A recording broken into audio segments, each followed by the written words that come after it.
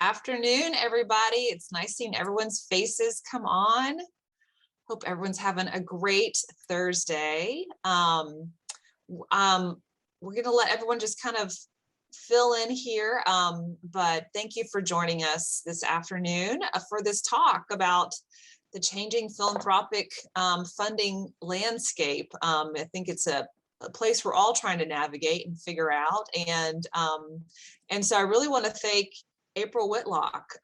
She came to us with this idea a few months ago and said, you know, you've got funders talking about how things are changing and the way that we want to fund and create impact. And you've got nonprofits who are trying to figure this out. So let's bring the two sides together. So in true collaboration, we really want to bring these conversations together and just help us all navigate this changing world so that we create the most impact possible in the community and with your organization. So with that, I'm just going to hand it right over to April to talk about this idea.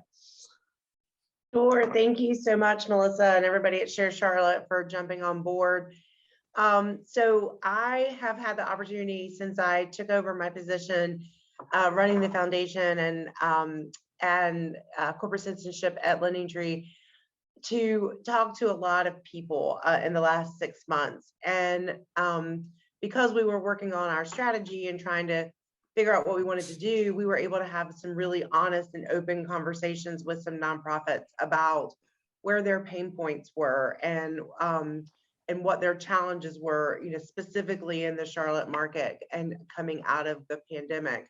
And at the same time, I was participating in 2 different funder collaboratives, one sponsored by the United Way that is focused on racial equity funding, and another one sponsored by the Foundation for the Carolinas focused on truth-based philanthropy.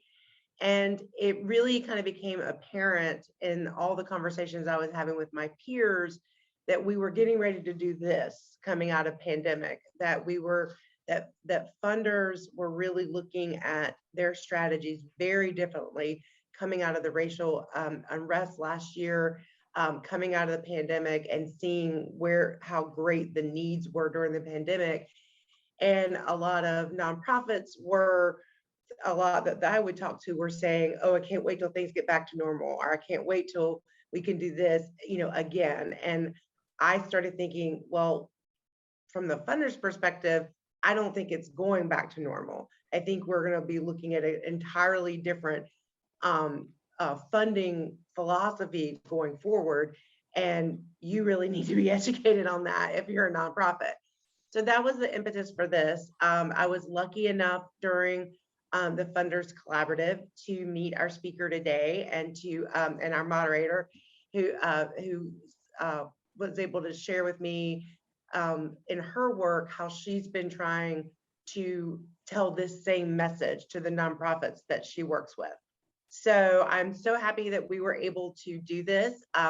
This is part of our inaugural Lend a Hand Week that we have launched that we'll be doing every October leading into the giving season. We were not able to do the type of community events that we wanted to do this year that you will see us do next year in the community, but we did think it was very important for us to underwrite and this opportunity for Share Charlotte to bring Anna here and to lead this conversation with a group of funders and a group of nonprofits. So I would love the opportunity to introduce Anna Barber. She is the founder and principal consultant with Barber and Associates, and she's based in DC. And I have learned so much from her, and really am glad to bring her into the Charlotte ecosphere. I think she can be a huge asset for the nonprofits in our space. So I'll turn it over to you. Thank you so much, April. I really appreciate it. And I too have learned a lot from our conversations, and I look forward to continuing this work.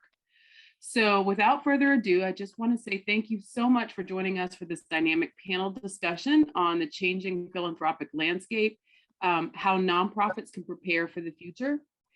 Please allow me to thank Share Charlotte and LendingTree for hosting this event today. And this is a community dialogue where we will share information on the changing philanthropic landscape and the fundraising strategies that will best prepare you and your organizations to fundraise most effectively into the future. And I think April provided a wonderful overview for the conversation today. Just to give you a heads up, this dialogue will be broken into 2 panels. The first panel will consist of a panel of funders that philanthropically support organizations in the Charlotte community. These panelists will share information on their funding philosophies and practices and how they're shifting their funding for the future. The second panel will feature 3 Charlotte area nonprofits that have successfully used fundraising best practices in their operations. And they'll share tips and pointers that have worked for them in identifying, cultivating, and soliciting donors. The 2 panels will be followed by a Q&A. So if you have questions, we request that you type them into the chat box and they'll be posed to the panelists after both presentations are completed. And without further ado, I'd like to introduce our first panel to you.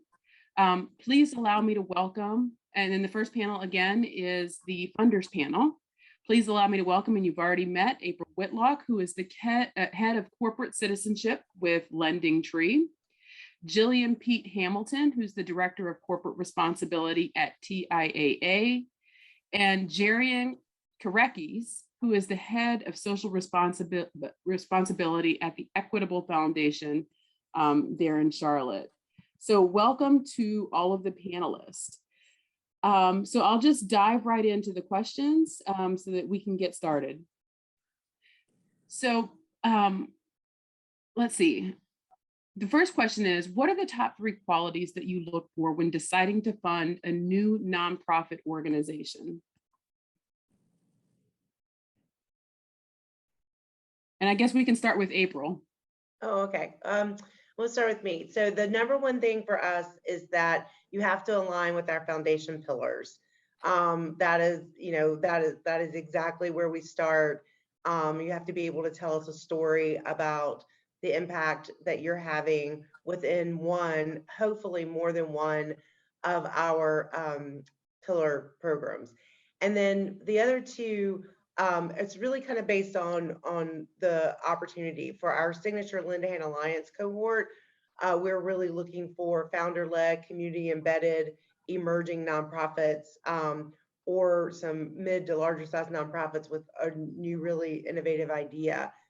And so we definitely kind of play more in that emerging space across the board. It's reflective of us. And then third, we are really looking at nonprofits who also, you've got our pillars, you kind of like the size, fit, dynamics. Then we're looking at people who, that we really meet our.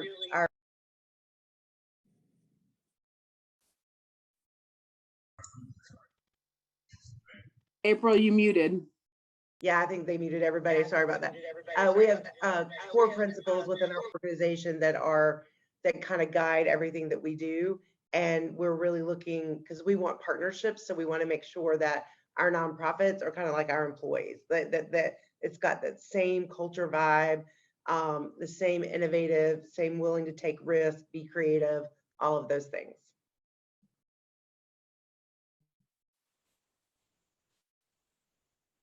Jillian. Happy to go next. And there are definitely some similarities with what April has already said in terms of, if you don't align to our focus areas, that's automatically, one way to segment nonprofit organizations in and out. For us, those focus areas are education, environment, and equity. But then in addition to that, we really want to understand the benefit to the community. When you have data and numbers, we love to understand, how many children, how many meals, whatever the case might be. Just really want to understand the impact that you have and, by extension, the impact that we can have together on the community.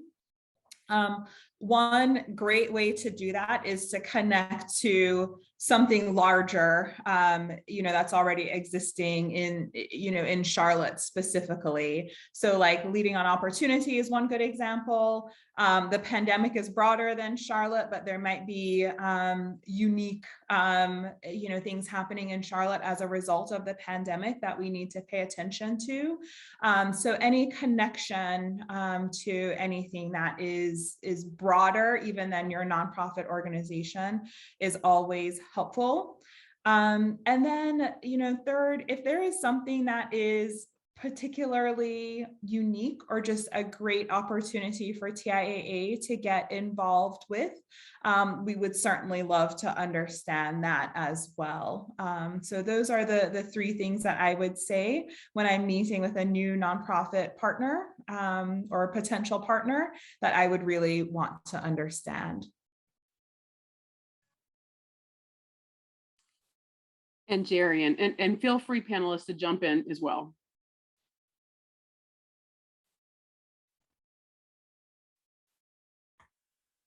Jarian? Oh, he was here. Sorry, I was on mute. Oh, okay. Yeah, so I think similar to April and Jillian, that alignment to the area of focus or, those key themes that as an organization, we want and desire to have an impact in. The history of impact or kind of, either an alignment to some, a national organization if you're new, but that history is important as, representing a Fortune 500 company. There are a lot of nonprofits that do great work. There's a lot of 501c3s, in our region. And I get a lot from, employees like, hey, my friend, my neighbor, they've started this nonprofit, and that proves difficult. So that history of impact is important. And then the last piece that I kind of heard in both Jillian and April's response, but it's really important to us, is how you as a nonprofit could take advantage of all of our systems. So like beyond just the grant that I would make from the foundation, how can we engage with our employee population around volunteerism? How could you engage with our leadership around perhaps a board assignment? How could you plug into all the different, big systems, so to speak, within our organization that could help drive forward and have some shared impact together? So I think that's one that we really are intentional about. The third that I mentioned is really like looking at our organization, not just as a grant, but all the expertise that we could potentially bring to your nonprofit that would ultimately allow you to have impact. Thank you so much for sharing. I think it's really important to kind of hear, what funders are looking for from organizations, and then really figuring it out, which funders align with your individual respective organizations. So thank you. How have your funding strategies transitioned in the last few years, and more particularly since the pandemic started? Because I know there have been some transitions because of the pandemic that will likely stay, beyond the pandemic. I could start if I think for me, I've been leading Equitable's foundation for the past year, or right at a year. And it's been an interesting time based on, the social injustices, the pandemic nationally. So our lens of which the way that we want to have impacts probably changed than what it was preceding me. And so I think there's a laser focus on, equity and inclusion. We want to make sure your board is diverse and represents the constituents that you seek to assist. We want to be really focused on kind of the long-term goals. I think everybody realized that, what's going on is really structural, and it's rooted in years and years of inequities. It's not something we can just fund a gala or send a check and we have change. So looking at it through the lens of what are some short-term and long-term objectives of a partnership. So that multi-year facet is really important. And I think maybe the last piece is just um, focusing on the engagement or focusing on the outcomes more so than the outputs. So less important is the quantity and the hours and the number of people, but like really what was the impact of the work. And if that is a few individuals versus thousands, like we realize that impact comes in different shapes and sizes. So like the quantity and the largeness is probably not so important. I know speaking for me, individually of how I look at these partnerships. And I think that's been fueled by some of the, things that have really been highlighted the last 19, 20 months, this triple pandemic, as they referred to. I'm happy to go next and build on what you said, Jarian, in terms of equity. That's always been critical for TIAA, but we're a bit more explicit with it now than we have been in the past. We have a grant system now where, we collect that data and we really want to understand what Jarian said, looking at the community and the extent to which the nonprofit organization reflects that demographic makeup. And it could definitely impact our decision to move forward with funding or not.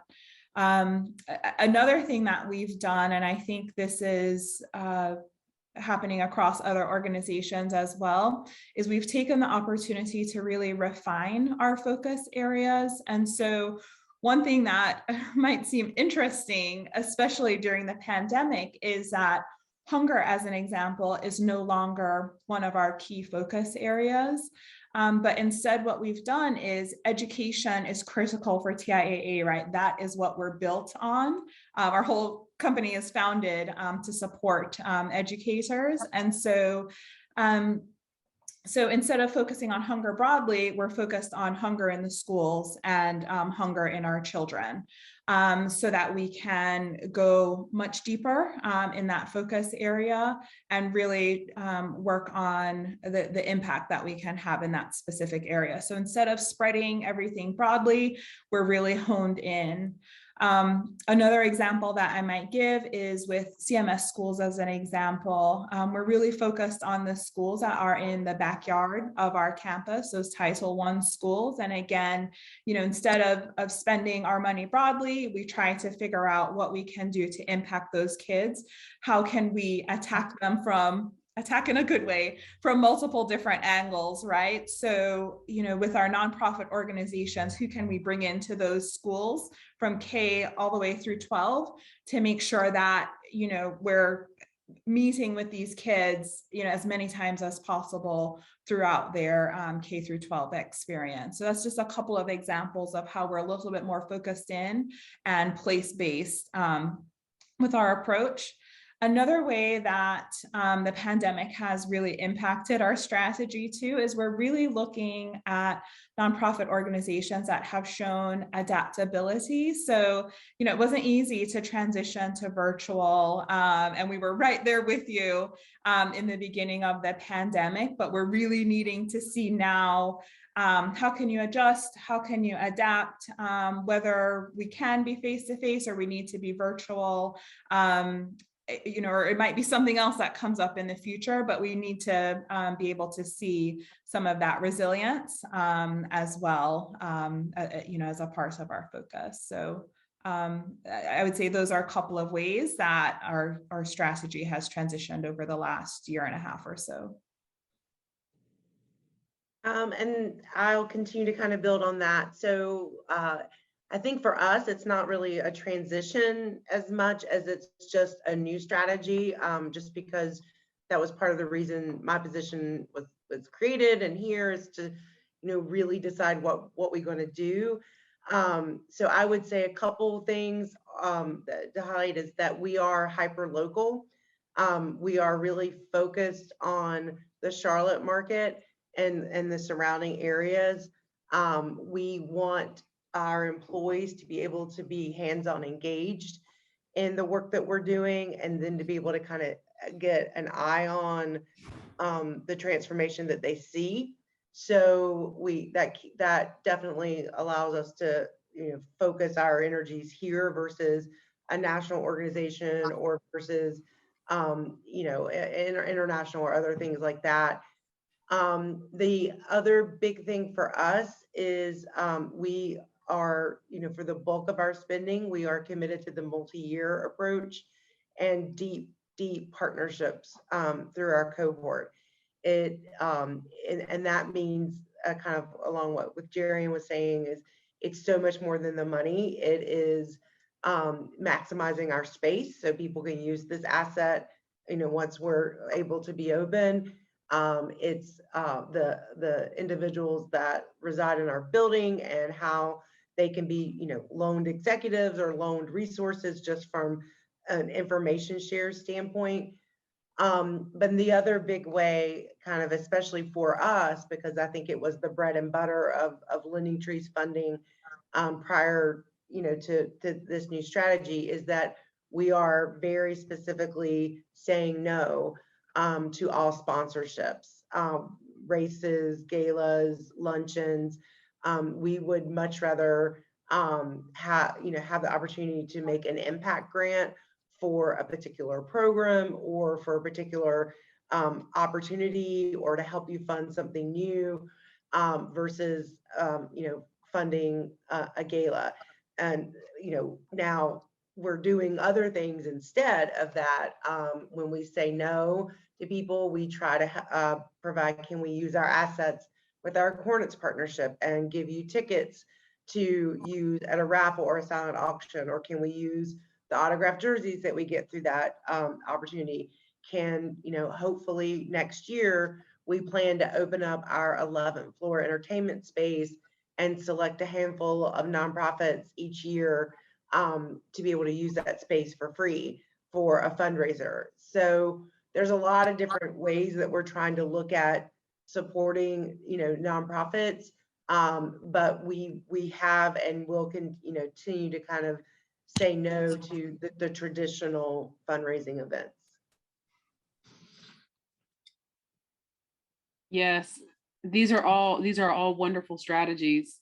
So some of you guys have already mentioned this, and I think it's really important for organizations to hear, particularly from funders, what your corporate or foundation funding or philanthropic strategies really are, so that the organizations that are on this call can determine whether or not they align with your corporation or your foundation, but also how to look at other corporations and foundations to understand whether their organizations fit within the overall funding or philanthropic portfolio.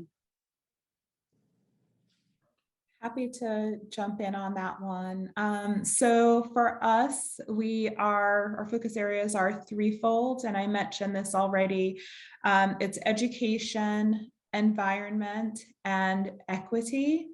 And for us, I think it's really critical to note that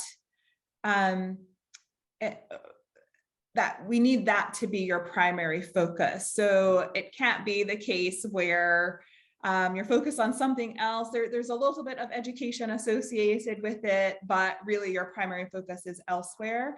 At TIAA, we're really, like I said, a bit laser focused. And so it needs to be around education, either K through 12 or higher ed, the environment, or equity.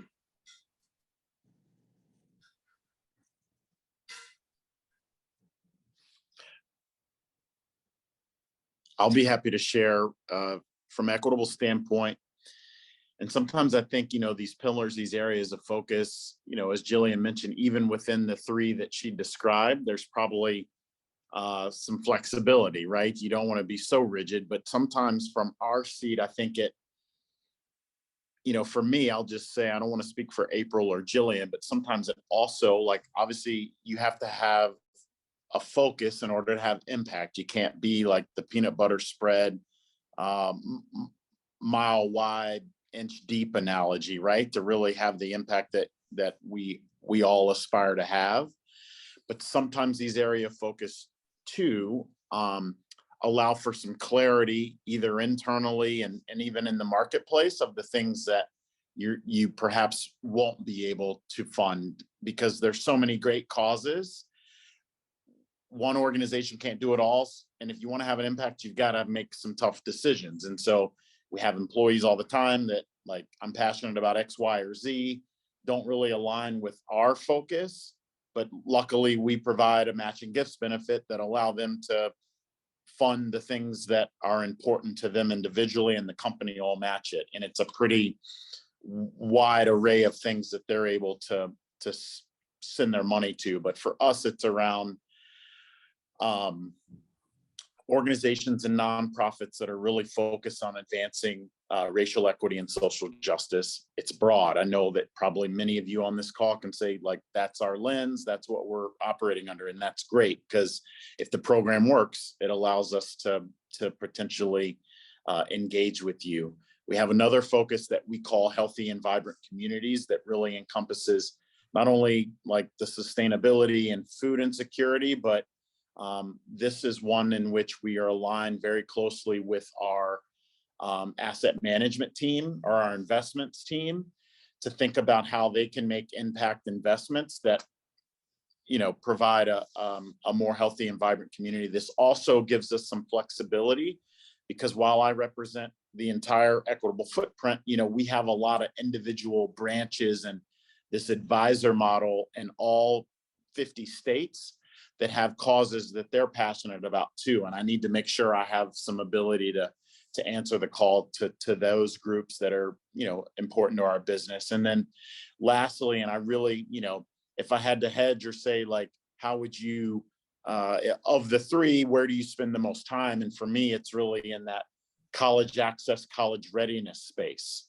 So if you're focused on a 9th through 12 high school kid that traditionally has been perhaps marginalized, underserved, overlooked, I could list 10 nonprofits that we're funding both nationally and locally, that's really their sweet spot. And where that aligns and why is because a third of my foundation budget is towards a scholarship program that we're actually, this is our 17th or 18th year, but the first year that we've made a lot of improvements and really enhanced this scholarship under a DE&I lens. And I think it aligns, you know, that's kind of using our big systems. We have the scholarship program that's kind of been to the side. And now we really want to align it with our work in our communities. And so that college access space, college readiness space is one that we have a really intentional focus on. And then from the Lending Tree perspective, so our 4 pillars are entrepreneurship and innovation, upward mobility, financial literacy, and home ownership. And so there are a lot of different things that can fall into those categories. But as of right now, we're new, you know, that we're new kind of getting this started. We'll have a new website up by the end of the year. We are really kind of focused on developing relationships at this point. So we don't have a standard application process right now.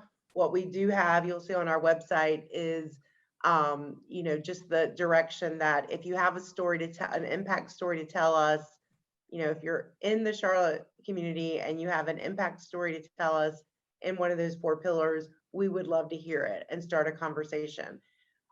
Because the bulk, our foundation money kind of goes in 3 different areas.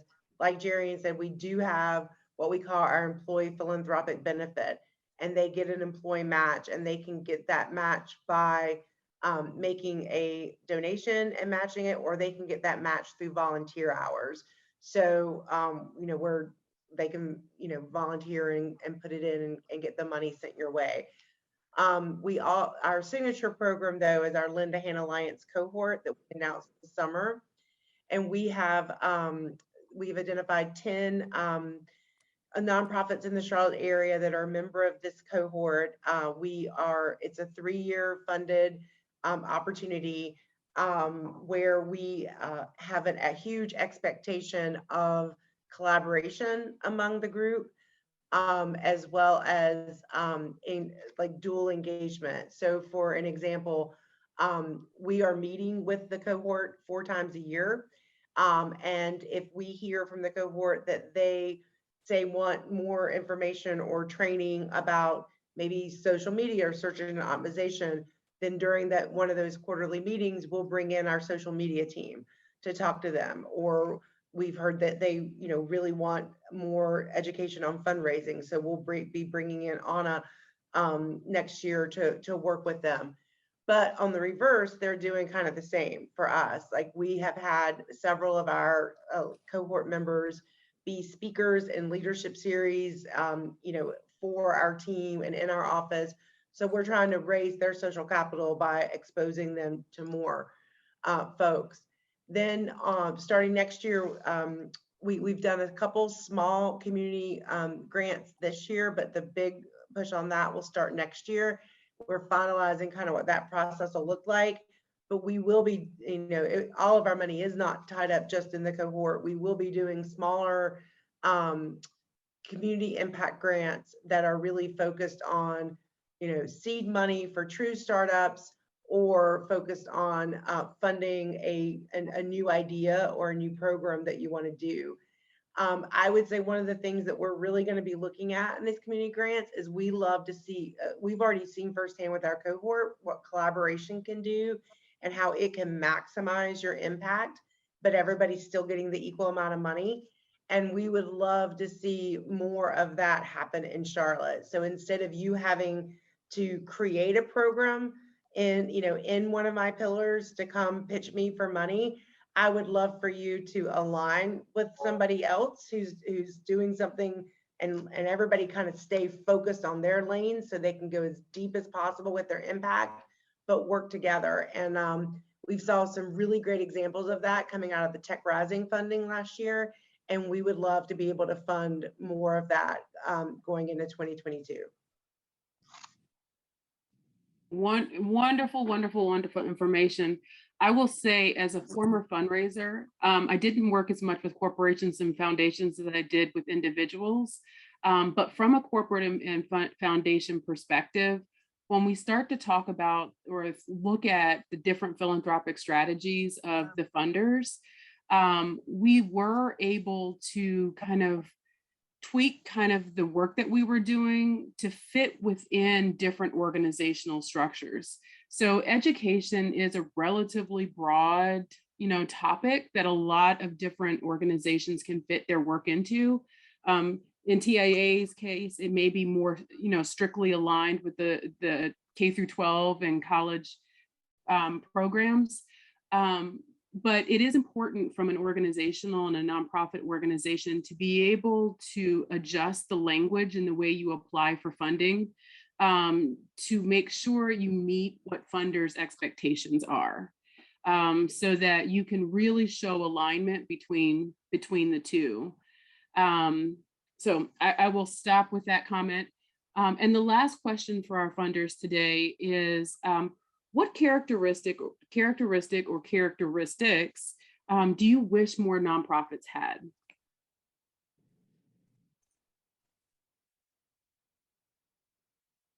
I'll jump in. Go ahead, Go, Jillian. April. Okay, I'll go.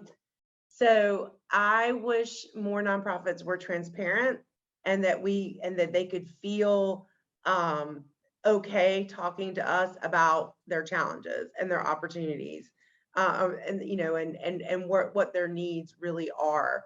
I think, one of the things we're trying to do with some of the funder collaborative work is to reshift the power structure with funding, and really, not let it be this funder-fundee dynamic that it's been, but try to get here and be on a partnership level.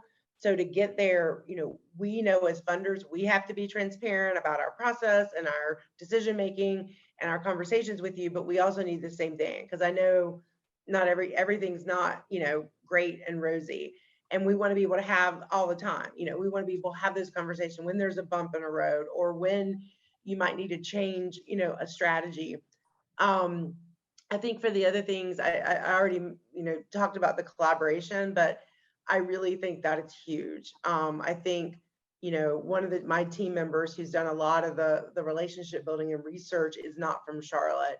And he was overwhelmed in the beginning. He's like, how are there so many nonprofits kind of all doing the same thing, if you will, and we're still not moving the needle? And so I really think that it kind of becomes a conversation of looking up and saying, okay, you know, where do I partner? I don't have to, you know, merge or whatever, but what am I really good at? Can I just focus on what I'm really good at and partner with somebody else to come, you know, do the after school program instead of me, you know, trying to create it? And I really think that will just, so much efficiencies and impact could come out of that type of collaboration. I'm happy to go next, April. So a lot of what you were saying resonates with me as well. I think you started out by talking a little bit about clarity of purpose. And so know what your mission is. Please don't bend to try to fit into the TIAA model. If it doesn't work with TIAA, it will work for tons of other funding organizations. So be true to yourselves and clear about what it is that you're hoping to accomplish.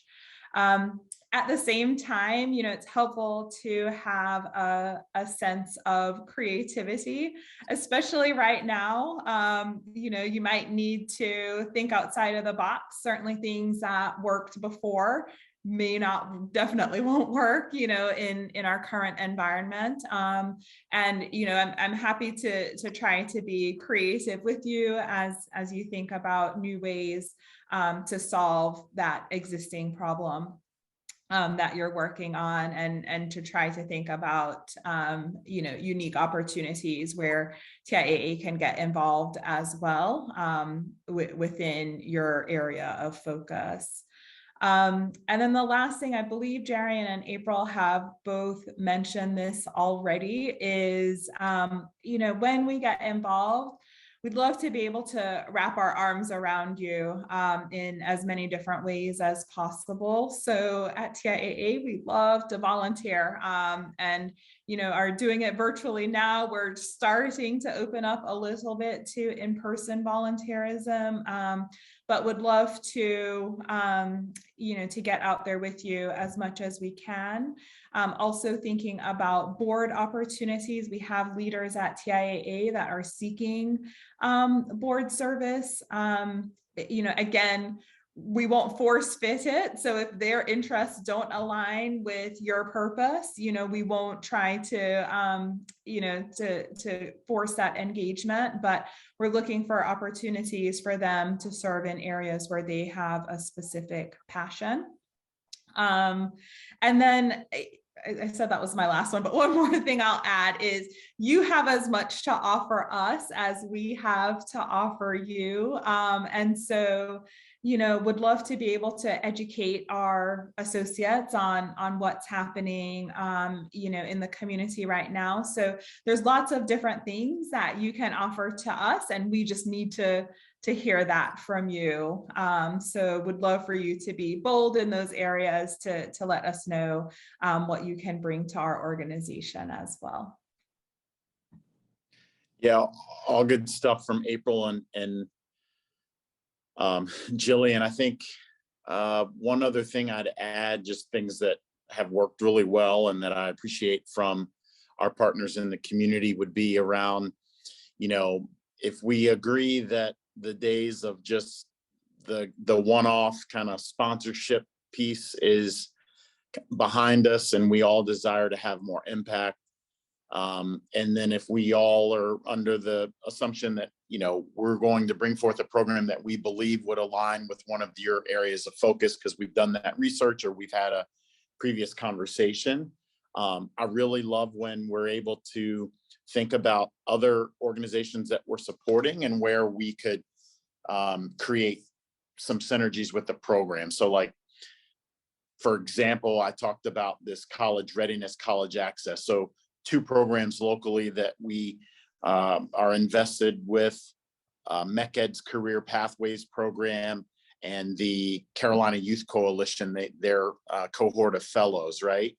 And so I'm just making this up. If I was engaged with you about some sort of healthy, sustainable food initiative that perhaps aligns with our healthy and vibrant communities pillar, could you bring forth a conversation that says, like, we're not looking at this kind of in a silo, but we know that you've got 4 other partners, and we think this is something we could do together with those to help accentuate, amplify, create some energy, not just between Equitable and said organization, but between said organization, Equitable, and these 3 existing partners that you support.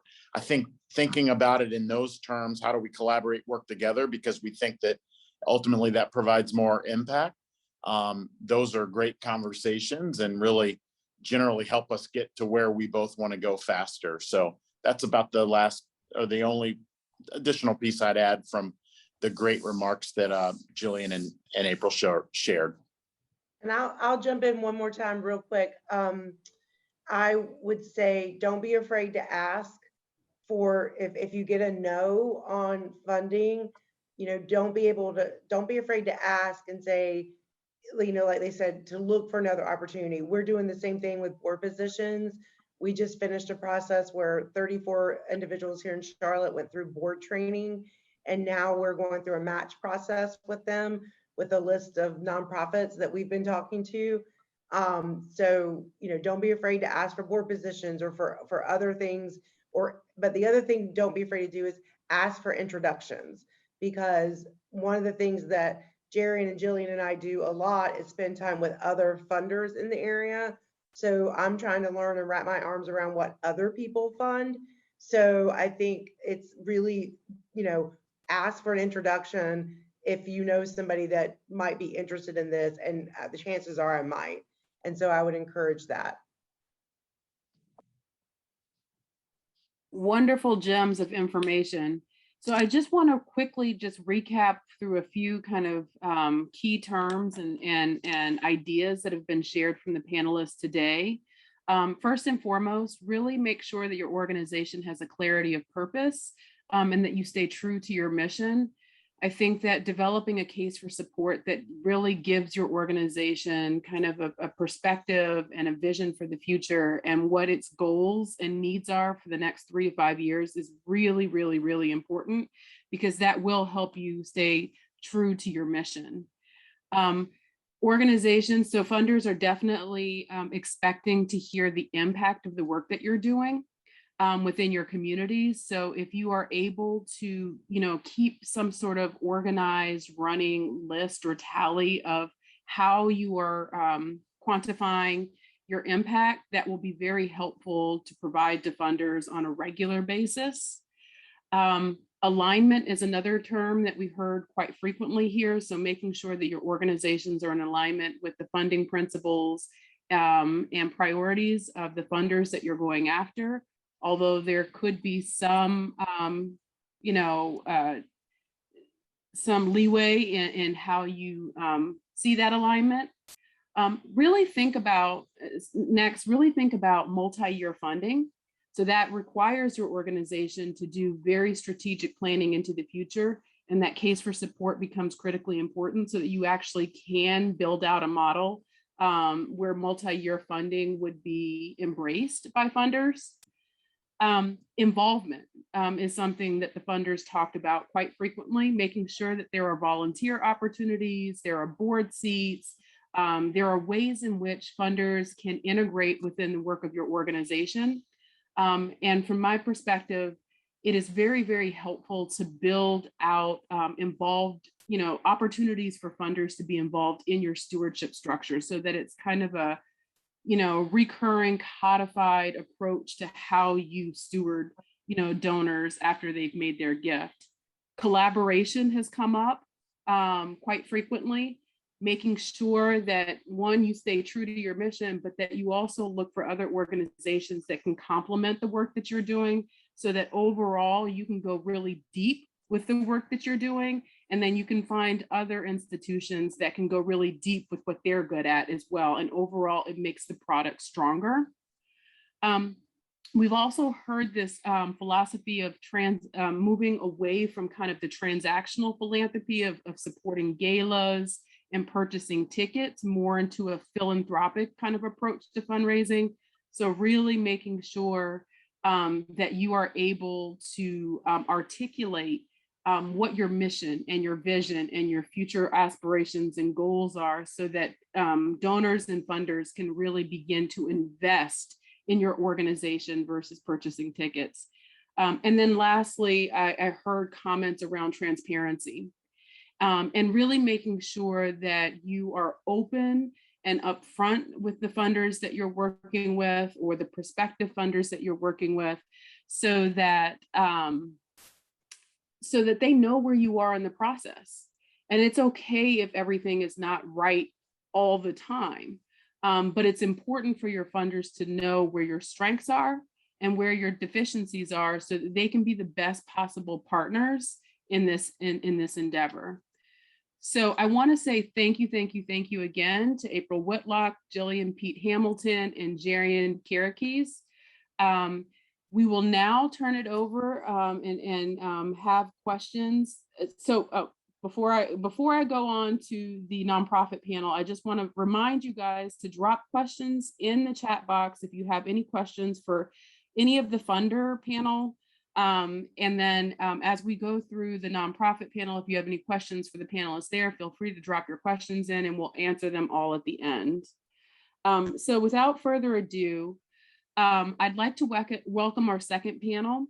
The second panel will be with Charlotte area nonprofits that have really utilized best practices in their fundraising approach and have really seen wonderful results, in some in short periods of time and some over long haul periods of time.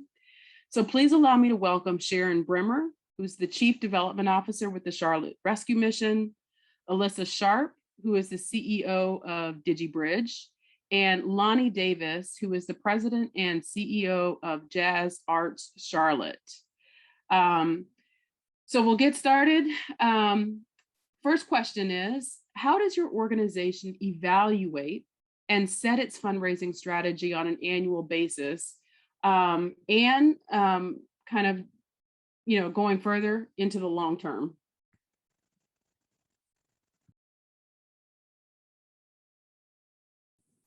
I'm happy to share. Hi, everyone. So we have been around for a long time, 83 years, and we go through a budgeting process. So we look at what were our expenses last year, where do we need to grow, and we go through a budgeting process with all the teams and figure out how we're going to raise the money. It's an $8 million budget, so we spread that out among grants, major gifts. We have a gift in kind budget, which counts as revenue. And then we also have some events that we do still, but they're, no. We have 2 events that we still do, which is a golf tournament and a Laps for Love, which is a swim event. So we're a little bit different.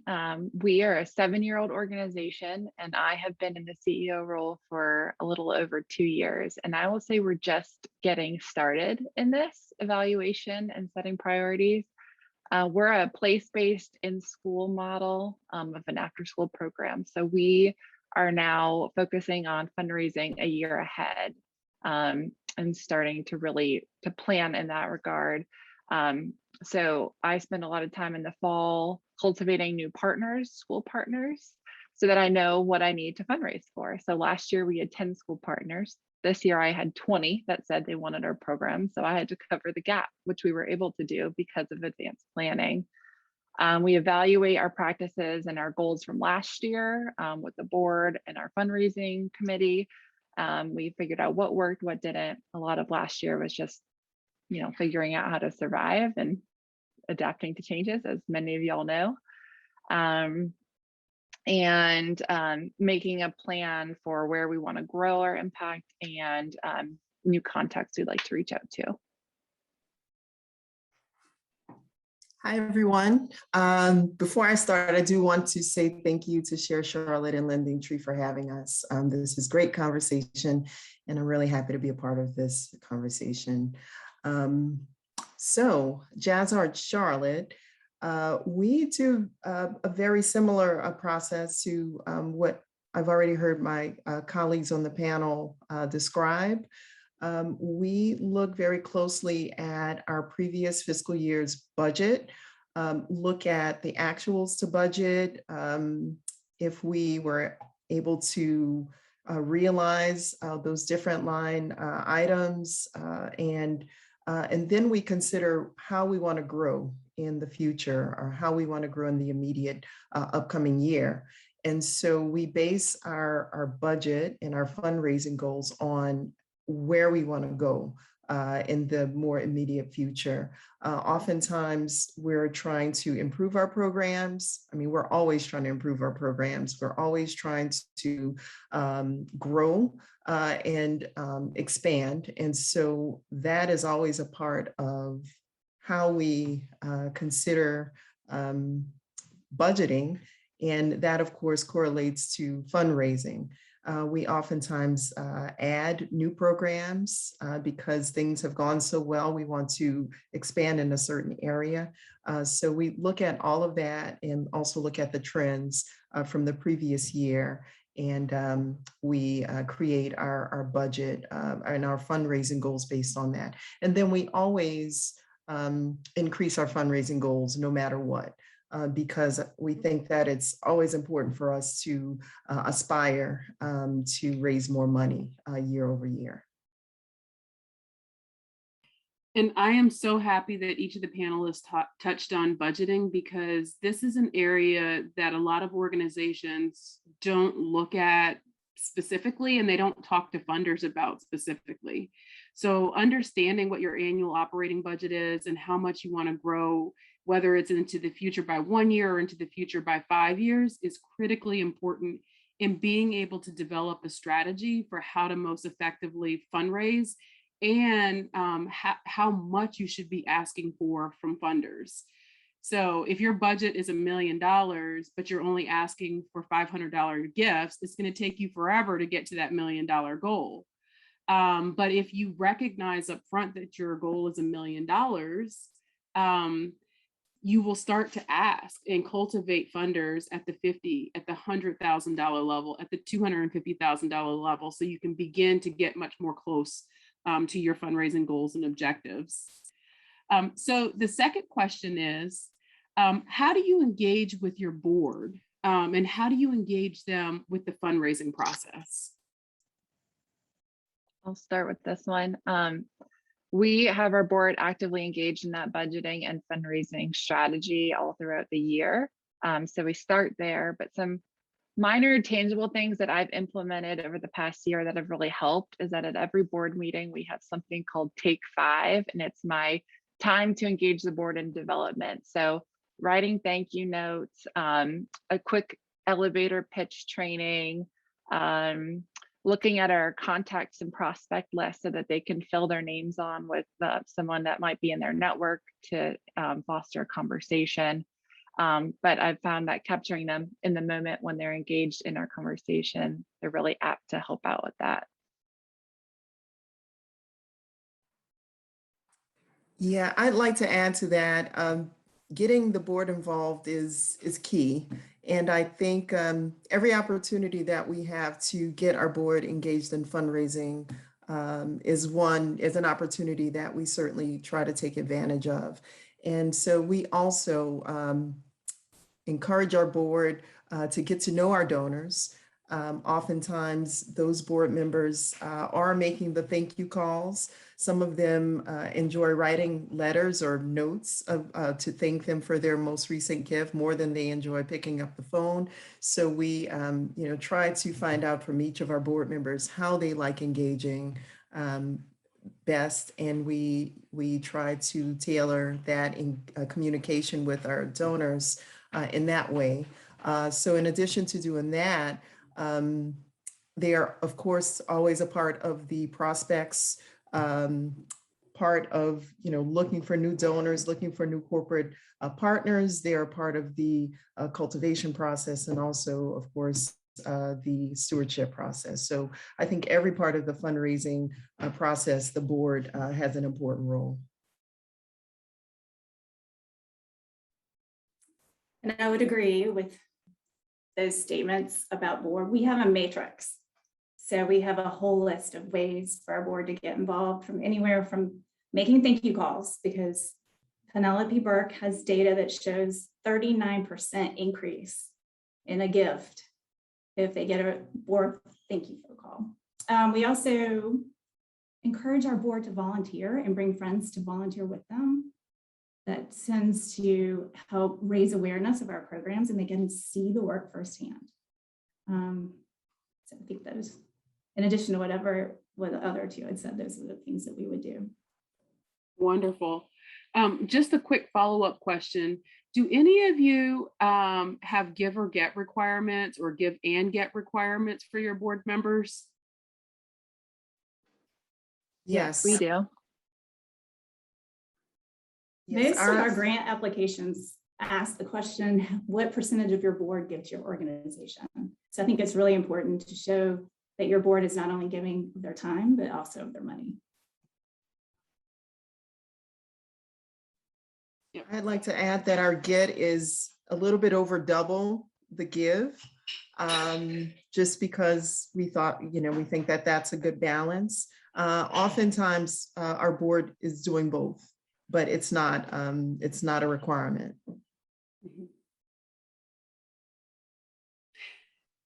So, a good rule of thumb, I think, for board members is to think about the board as being able to give or get a minimum of 20% of your annual operating budget or campaign total.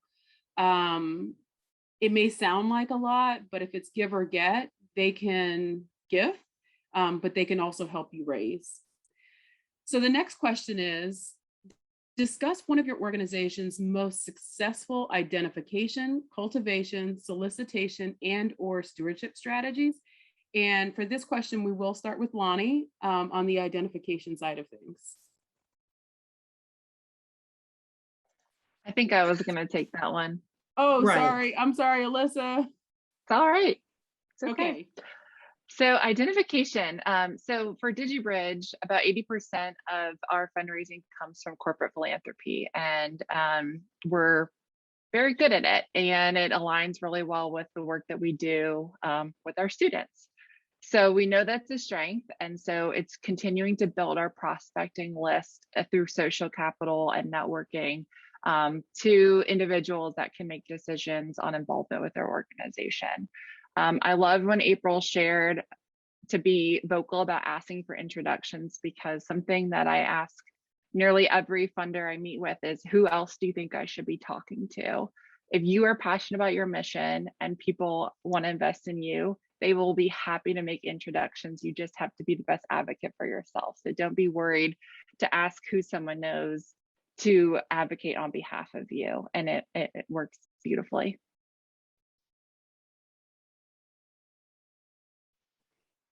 I believe cultivation is my portion. So we have a great time with the cultivation process. One of the ways that we try to get our board involved in that process is having the board to engage directly with the prospects and having them to invite them out to experience our programs firsthand. With Jazz Art Charlotte, we have a number of programs that are recurring. And so there are always opportunities for the board to engage and cultivate those prospective donors or prospective funders. One of the ways we do that is with our monthly concert series, The Jazz Room. All of our board members are subscribers, which means they have great seats. So they are able to bring these prospects in, have a seat with them, enjoy the evening of music. The prospects are then able to see our programs in action, see the diversity of our board, see the diversity of our audience, and just really get a sense as to who we are and where our focus areas lie by actually experiencing the program. And so that is always a great way to kind of give them a crash course as to who we are, and also for us to learn more about them and their interests. And if it's not one of our performance-based programs, then of course, lots of prospective funders and donors are interested in what we do in education in our Jazz Academy. And in that case, our donors will attend or view one of our programs, our jazz camp, youth ensembles. You know, they'll come and observe, they'll ask questions, do somewhat of a site visit just to see how we engage with, you know, young musicians and how we do that work. And that is usually a lot of fun in our, and we're very happy to see that whole process through, because it's usually a lot of fun. It's a great way to get to know your prospective donors.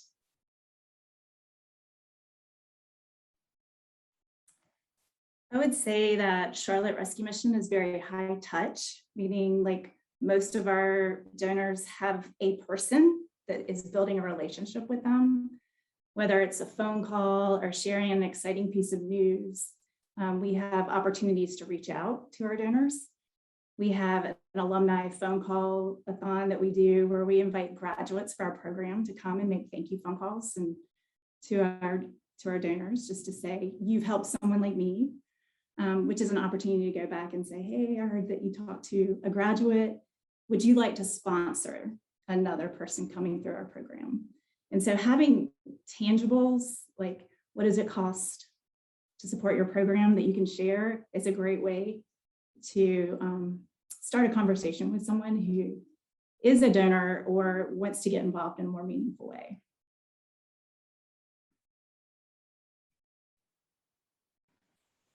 And for anyone else, Lonnie, Alyssa, Sharon, if you want to add to any of the strategies, feel free to do so. Otherwise, we can move on to the next question. Okay, I think that you guys did a great job in making sure, in really articulating some of the ways that you've been able to identify, cultivate, and steward donors in a regular way. So turning kind of to your staffing from a development perspective, do you have a dedicated development professional on your staff? And if not, how does your organization delegate responsibilities so that fundraising is a consistent priority?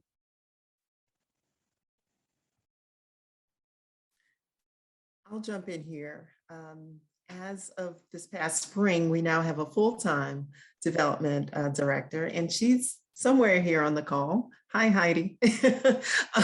But prior to Heidi, we had a part-time director of development. And prior to that person, we didn't have a development director at all. And that was for most of our history. We are a 12-year-old organization. And I have to say, at least for 10 of those years, we did not have a development director or anyone that was that was their primary job. So that defaulted to me, the president. But in addition to having that one dedicated person, we have a very involved development committee, and that is made up primarily of board members. And they, meet on maybe every 6 weeks to talk about fundraising strategies and priorities, and ways that we can, execute those strategies. So yes, we're very honored and excited to now have a full-time development director. Hi, I am Alyssa. I'm the Chief CEO and Development, thank you, note writer, grant writer, cultivation person. So if you're in my shoes, I see you. It's a lot to wear a lot of hats. So I feel you. We're not there yet. I hope we are in the next year or so.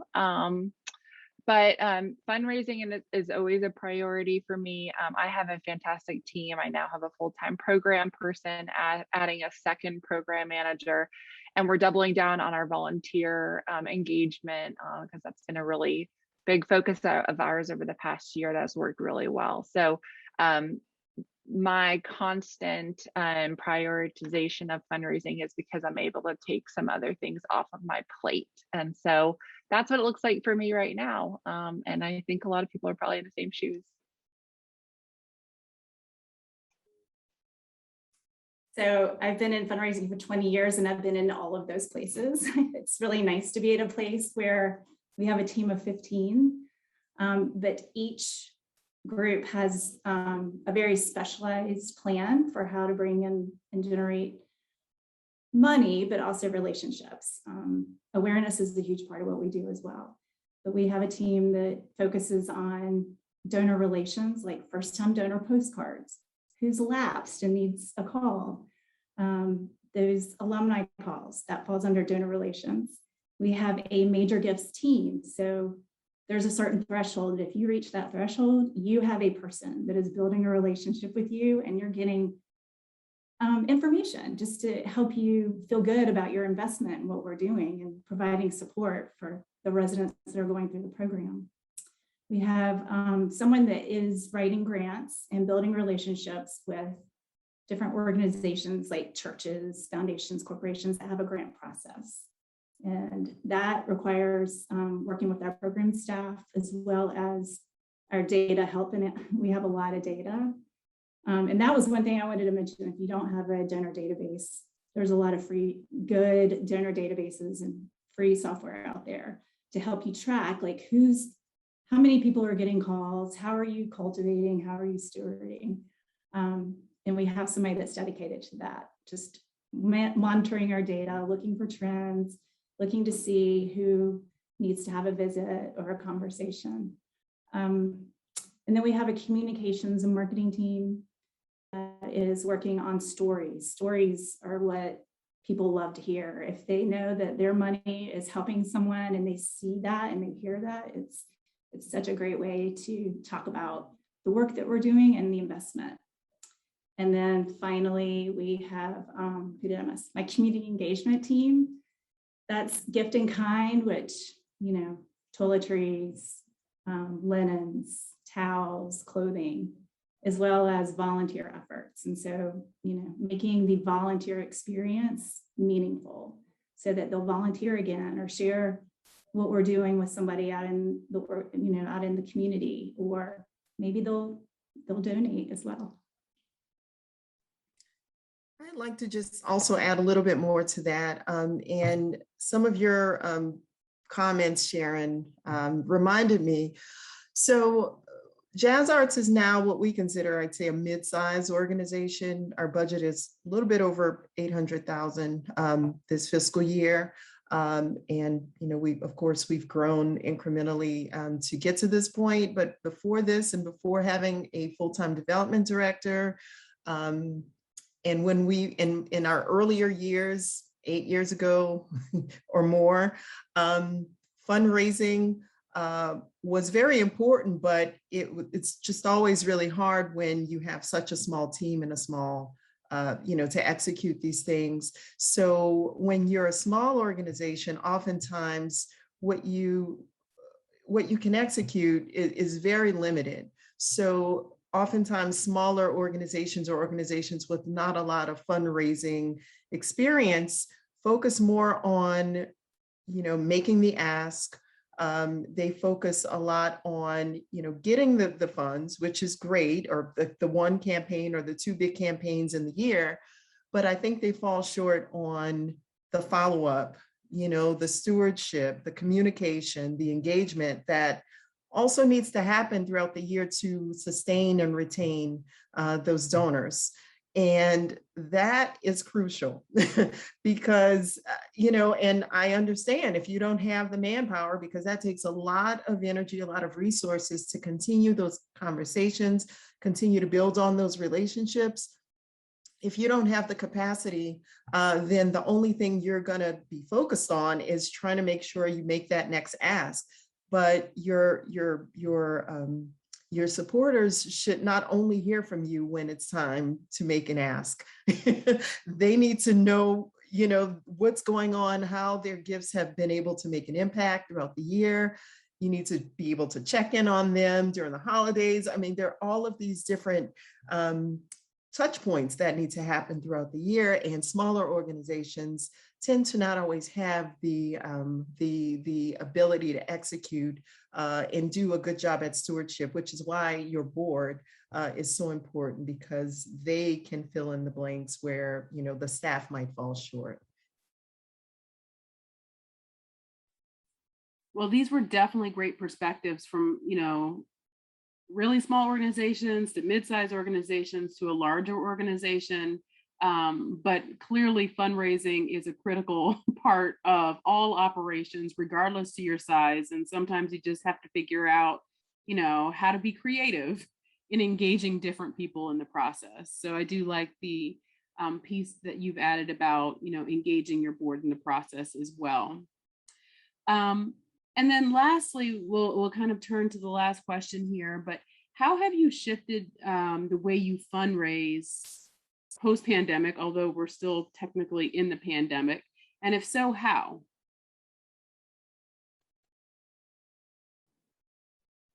I'll jump in first here. So I'd have to say that communication has always been important, but communication we found is even more important now than ever. And as April said, transparency is more important now than ever, because your donors need to know what you're going through. They need to know, what's going on, and you need to know what's going on with them, because this has been a very challenging time for so many. Not only for us organizations, it's been a challenging time for the donors too. A lot of folks have lost their jobs. A lot of folks have lost loved ones. And you have to be sensitive to all of these things. And so communication, just understanding, where your donors are, what their needs are, and also making sure that they know at all times what the organization is going through, how you are dealing with the different challenges. And so for Jazz Arts, we certainly have doubled down at the start of the pandemic on communicating what we have been dealing with, our challenges at those times, and kind of taking our donors step by step through kind of what we're doing to address the challenges. We're now working remotely. We may have a shortfall in our budget of this amount. And, if you have the means, we would, certainly appreciate your continued support, things like that. But, being transparent and showing your vulnerability, I don't think there's anything wrong with that. And so that has been our approach during this time. I mentioned earlier that we're doubling down on our volunteer efforts, and that's because over the past 18 months, we quickly pivoted in COVID to provide virtual programming through the means of creating individual STEAM kits for students, which is very labor intensive. And so we had to rely on volunteer groups. So we have done at-home experiences where companies come to our office and pick them up and then they drop them back off. We've been able to do them in person. We just did 600 kits this morning with Avid Exchange volunteers. And that cultivation has been really great because we get support from a foundation or a company, and then we're meeting with individuals who are now being exposed to our work and wondering, like, whose hands is this kit going to go into, and can they be part of that delivery process? And now, how are we communicating the impact of that kit to that student, to that person that built it? So we have 5 volunteer events this week, and it's something that as we're scaling up our programming, we just need at a much larger scale. So we've hired a volunteer coordinator that's going to be helping with engagement and stewardship, and really thinking about how we're using volunteers as then potential donors in our fundraising plan.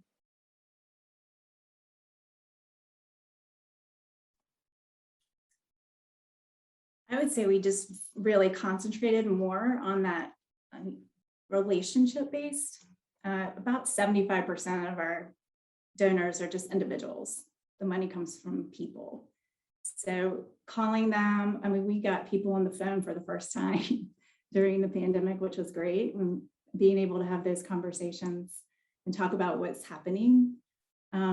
We would get a lot of questions about, you know, seeing Tent City. What are we doing?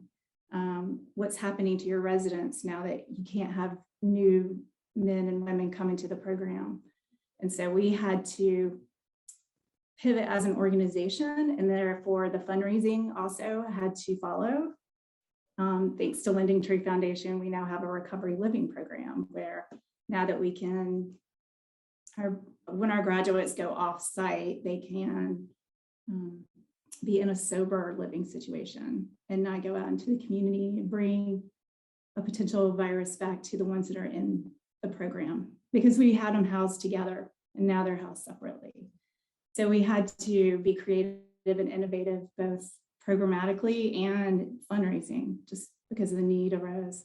Also, I would say with events, we had to be really creative with events. We had a drive-in movie event at the Charlotte Motor Speedway, which was great. And then again, the Last for Love, which is a swim event that takes place at pools outside with social distancing. So just coming up with new ideas that still bring in participation and dollars. Wonderful, wonderful, wonderful. Everyone has shared such wonderful information.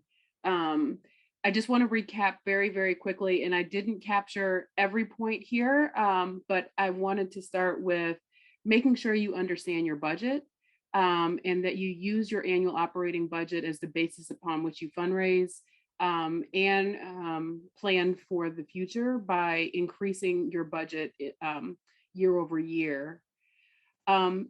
2, really making sure that you're engaging with your board at every step of the process. There's multiple different ways to engage board members beyond just giving philanthropically. So making sure that you can think of some of those creative strategies and ways in which board members can really get integrated into the work of the organization. Consider implementing a give or get requirement for your board if you don't have that as part of your board bylaws already. That's something that is really important because it does provide transparency and clarity for donors, and not donors, but board members in what their expectations are of of them from your organization. From an identification of a donor's perspective, make sure that you're continuously identifying prospects. It's a never-ending process. But that you're asking people, whether they be current board members, current donors, others within the industry, about prospects that could be involved with your organization. Those donors that are already giving to your organization likely have relationships with other individuals that align with their values and beliefs. And so it's important to ask them for ideas and recommendations. Make sure as part of the cultivation process that you're integrating your donors into the work of the organization. Use VIP opportunities for cultivation, whether you're bringing prospects to an event to see the work of the organization firsthand. And make sure that fun is always integrated into your cultivation activities. I think that's an important part of the process for sure. Also, really talk to your donors about the tangible cost of operating, so that they know what different initiatives, projects and initiatives cost, because they can then kind of really latch on to very specific funding opportunities that they may be able to give, and they may be able to give to. And ultimately, you may be able to get donors to increase their giving simply because they have a very specific passion for a very specific project or initiative within your organization. Regardless of the size of your organization, a focus on fundraising is critically important. Utilize your volunteers, utilize your board members, really think creatively, depending on the size of your organization, around who can be engaged in the process. You don't have to do this alone. There are others that believe in your work and believe in what you're doing that you can ask to be involved in the process. There were a lot of great suggestions typed into the chat on different databases to use. I wholeheartedly believe that organizations that are fundraising should invest in a database to manage their donors and their prospects. I have seen some organizations try and manage it through Excel spreadsheets, and it does not work. Trust me, trust me. And there are low-cost options that were typed into the chat. Make sure you're regularly communicating with your donors so that they know the work that you're doing, they know the work that you want to do, and they know where you are with the work that you said you were going to do. It's a wonderful way to continue the stewardship of donors in a regular way. And the thing that I save for the end, because I think it's so critically important, don't forget to identify, cultivate, and solicit individual donors. I think a lot of times smaller organizations really focus on corporate and foundation support for a majority of their, philanthropy and fundraising, but individual donors have such a wealth of resources and dollars that they can give away. Yes, it does take longer to cultivate those relationships for larger level gifts.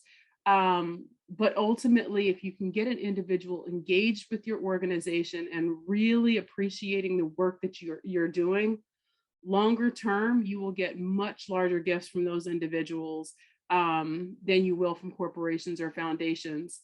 Although corporations and foundations have baked into their model, philanthropy. And so you don't want to leave them out of your portfolio at all. That is not what I'm suggesting. I'm just suggesting a balanced portfolio with all three donor categories. And I haven't talked about government grants, but that's a whole nother category that you can consider as well.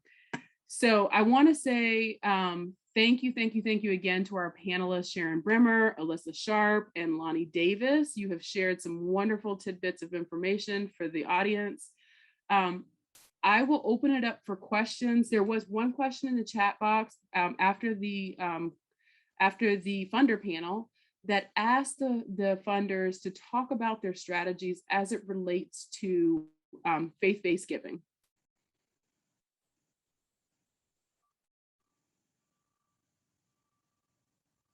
And if anyone wants to jump in there, please go ahead. Yeah, I don't know if we, for our employees, we do not restrict that with their matching or their volunteering. Our only restriction is that the faith-based organization has to be a 501(c)(3). Typically, we have not, again, this is kind of new and there's not been a history. We don't have a history of focusing or doing anything funding with, directly to a church or directly to a synagogue or another institution like that. We have done a lot of volunteer opportunities kind of with them in certain ways in collaboration work. But from a corporate standpoint, we tend to shy away from that because it kind of goes, doing one and not another kind of goes against our culture, DEI initiatives. So it's not something that we have funded in the past. But we do, for example, Charlotte Rescue Mission is one of our members of our cohort, and as a nonprofit, their practices and their program is based in a faith-based culture. So that was not a barrier for us, but it would be honestly, being as transparent as we're saying, it would be really difficult politically, for us to fund a faith-based organization because we have such a diverse group of employees. April, I think you took the words right out of my mouth. Our policy is probably exactly the same, where you're not excluded because you're affiliated with a religious organization, but we don't give directly to churches or synagogues or anything like that. Okay. I echo that. Yeah, no.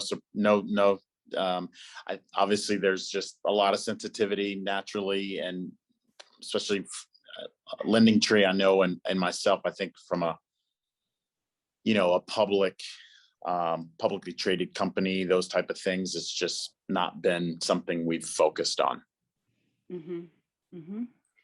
Okay, another question that came in to the corporate panel. I keep hearing about the Great Resignation and the current labor shortage. How does this impact corporate philanthropy? Is there a role for nonprofits? Is there a role that nonprofits can play in helping corporations with employee retention beyond one-day service opportunities? Hey, great question. I'll take it. I'll think more maybe from not only a retention, but thinking about a lot of my focus in our communities is, I'm working closely with our talent acquisition, or it's referred to as Attract and Join at Equitable. And, thinking about our partnership with Year Up, even MECED's Career Pathways, Carolina Youth Coalition I mentioned, there's a workforce development angle in that. And it just provides another pool of talent of which we can get close to, in addition to all the ways that we feel we can provide resources, social capital. I think developing those relationships is critical so that those constituents know more about our industry, and particularly our company, and pathways to a great job, living wage, and all the things that come with that. So there is a place from that nonprofit perspective to think about from the talent acquisition piece. And, I've not been as focused on the retention piece. And honestly, it's a great question, but I think because we're all virtual, that just hasn't been top of mind about how do we get together and develop that. But I think there is a role to play, and making, all the stats say that if an employee feels more connected within his own organization, his or her organization, retention, their likelihood to stay, all the ways they feel about it is important. So I think as we get back into the office at some point, that'll become more of a priority for sure. Yeah, and at TIAA, we do research and we look at the groups that encourage engagement. So whether it's our BRGs or our volunteer councils or our sustainability action team, we look at those groups and all of the metrics that that any organization has. So things like how often are these folks promoted, their mobility within the organization, their tenure. So are they staying in the organization, their engagement scores, things along those lines. And to Jarian's point, there's research external that exists out there, but we know specifically within TIAA that our associates that are engaged in these types of opportunities where they feel like a good corporate citizen and very entrenched in the organization, all of those good things tend to follow those people or those associates. And so when you think specifically about one-day service opportunities, I mean, we're starting to do more skill-based volunteerism. And right now, those are still one day, but a very long one-day opportunity. We might start expanding that further next year to where the projects become bigger and a little bit more intricate. But the data is very clear that associates that are engaging in these types of opportunities do tend to, like I said, stay with the organization, move up in the organization. Even those that participate in boards, these types of things do lend itself to like great corporate citizenship and mobility. Wonderful. Another question has come in. So if an organization is leaving the startup phase and moving into the growth phase of the nonprofit life cycle, and funders are not ready to invest, what are the top actions the organization should work on or focus on to get to the point that a funder will invest? And this is from the Muggsy Bogues Foundation, Family Foundation. Well, we're probably a little bit different than a lot of other folks in the area. If you are moving out of the startup phase and more into a growth phase, then we would consider that's what we fund. That's what we look for, is that emerging nonprofit. We again have tried to create our philanthropic program to be a reflection of our company, and that being a startup and moving into growth phase is kind of reflective of who we are.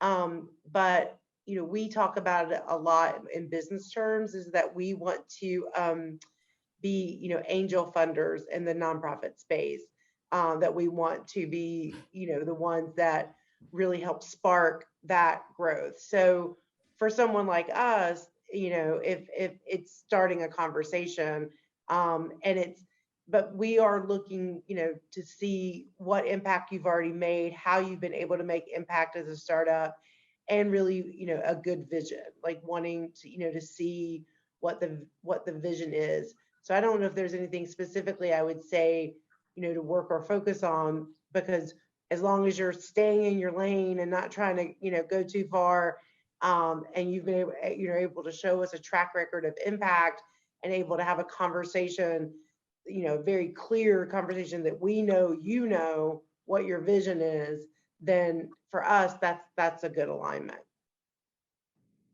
I can share an example. This past year, I reached out to a funder to support one of our school programs. And, obviously I had this big gap to cover between 10 to 20 schools. And so they really wanted to hear more about our theory of change. They wanted to know what we were doing from an outcomes perspective, because we had been really focused on outputs at that level. So what was our evaluation plan moving forward? And then they really wanted to hear from school partners that could, conceptualize what we were doing and the impact on that school. And the funder wound up coming back to me and say, write this grant for, 4 times the amount you wrote it for. We're ready to move you to the next level. So that the impact, the talking to stakeholders were, I think, some of the biggest levers to help move us forward. I'd like to also add to that. I would say for a small organization trying to move into that mid-size organization space, building your board, I think, is critical. It's key. Getting some community buy-in, getting the right folks on your board that believe in your mission, some big fish on your board to go out and help you to move to that next level in bringing all of their expertise and insights to your organization. I think that is critical. And then once other community partners and folks see that you have that level of support and that those folks believe in you, I think it all, eventually it'll work itself out, but you have to start with really strengthening and building your board to move to that next level.